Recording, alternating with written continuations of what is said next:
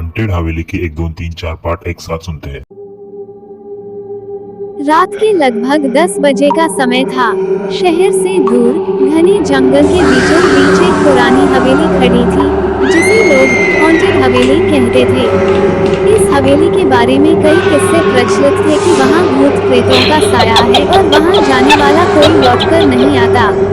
आलोक, एक 25 वर्षीय युवक, जो हमेशा रहस्यमय जगहों के बारे में जानने का शौकीन था, इस हवेली के बारे में सुना था। वो इस बात पर विश्वास नहीं करता था कि कोई जगह सच में हॉन्टेड हो सकती है। इसलिए उसने ठान लिया कि वो इस हवेली में जाकर सच का पता लगाएगा।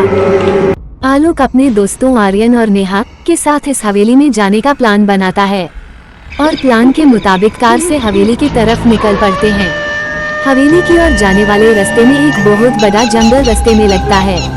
जंगल के रास्ते से गुजरते हुए जाते समय जंगल में बहुत सारे डरावने किस्से उनके साथ घट जाती है। आर्यन 26 साल का एक साहसी युवक था और नेहा, जो 24 साल की थी, मानसिक रूप से काफी मजबूत थी। तीनों ने ठान लिया था कि वे इस रहस्य से पर्दा हटाएंगे। हवेली की ओर बढ़ते समय हवा में अजीब सी ठंडक महसूस हो रही थी।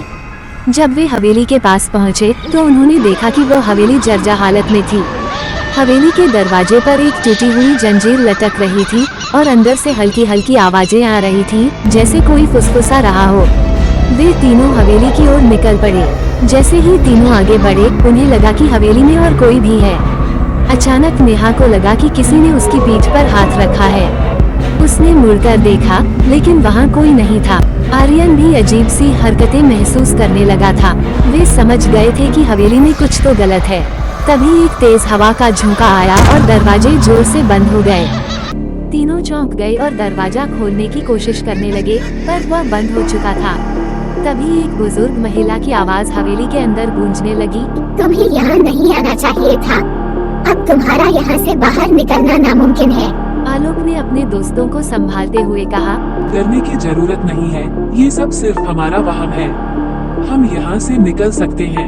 लेकिन जैसे ही वे दूसरे कमरे में गए, वहाँ उन्होंने एक पुरानी तस्वीर देखी, जिसमें एक महिला और 2 बच्चे थे। अचानक उस तस्वीर से एक साया निकलकर उनकी ओर बढ़ने लगा। तीनों डर के मारे पीछे हटे, लेकिन वह साया धीरे धीरे पास आता गया। वो साया बोलने लगा, तुम लोग मेरी गलती का प्रायश्चित करने आए हो, या तुम भी उसी अंजाम को भुगतने आए हो जो मैंने भुगता। आलोक ने हिम्मत दिखाते हुए पूछा, तुम कौन हो और हमसे क्या चाहते